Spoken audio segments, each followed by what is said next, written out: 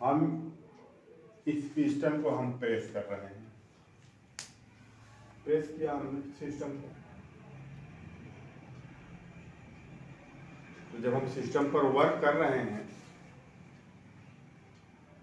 इसका मतलब ये हुआ कि हम सिस्टम को क्या दे रहे हैं, एनर्जी दे रहे हैं। सिस्टम पर वो हम वर्क कर रहे हैं, सिस्टम को हम एनर्जी दे रहे हैं। ठीक, तो जब हम सिस्टम पर वर्क कर रहे हैं, एनर्जी दे रहे हैं, तो इसकी इंटरनल एनर्जी क्या होगी, इंक्रीज करेगी।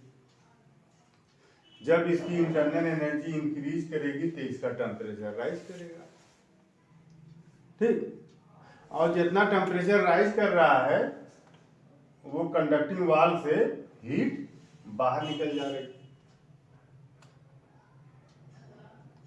ठीक, फिर जो भी हम वर्क कर रहे हैं वो हीट एनर्जी की शक्ल में अगर कंडक्टिंग वाल से अगर बाहर निकल जा रही है, जो भी हम उस पर वर्क कर रहे हैं, इस सिस्टम पर जो एनर्जी हम दे रहे हैं वो कंडक्टिंग वाल से हीट एनर्जी की शक्ल में अगर वो बाहर हो जा रहा है तो ये आइसोथर्मल प्रोसेस हो गया।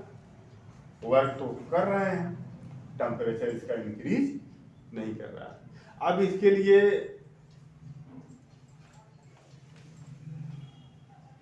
जरूरी है ये कि ये प्रोसेस बिल्कुल स्लो हो, प्रोसेस स्लो हो।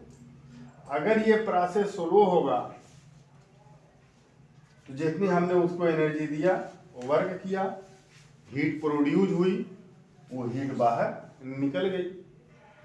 तो अचानक से अचानक अगर बहुत ज़्यादा अगर हीट प्रोड्यूस हो जाए तो कंडक्टिंग वाल उतनी ज़्यादा हीट को फौरन निकाल नहीं पाएगा बाहर। ठीक, तो इसका टेम्परेचर क्या होगा, राइज हो जाएगा। और प्रोसेस अगर बहुत स्लो आप कर रहे हैं, बहुत स्लो प्रोसेस कर रहे हैं, तो जितनी हीट प्रोड्यूस हो रही है, थोड़ा थोड़ा हीट प्रोड्यूस हो रही है, अब कंडक्टिंग वाल उसको थोड़ा थोड़ा क्या कर रहा है, बाहर निकालते जा रहा है।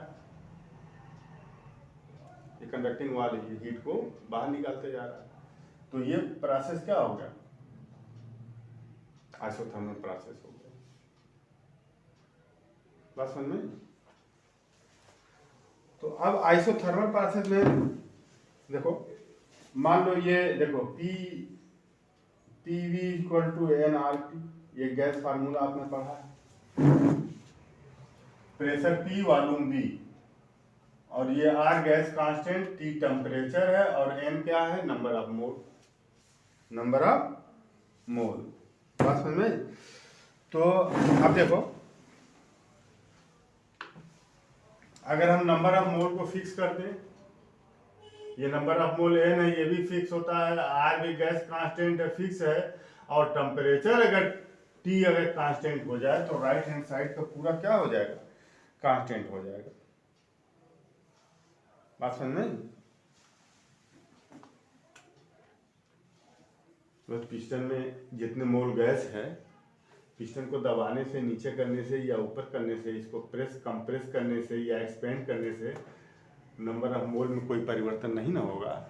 जितने मोल गैस हो तो उतनी मोल रहेगी, तो बाहर तो निकल नहीं रही है कुछ, है ना।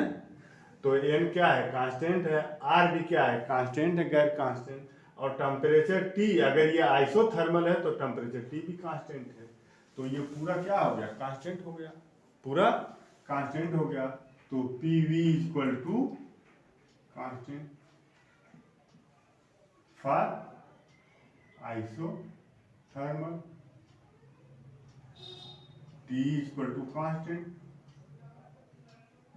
आइसोथर्मल के लिए T क्या है, कांस्टेंट है।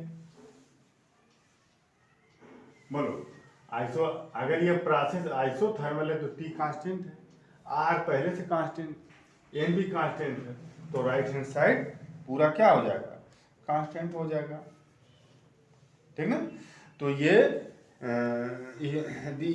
Equation of state for isothermal process, equation of state for isothermal process, this is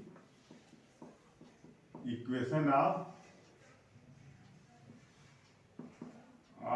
state for isothermal process.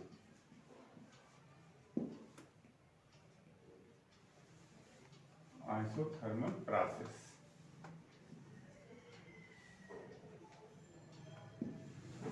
Isothermal process के लिए ये इक्वेशन ऑफ स्टेट।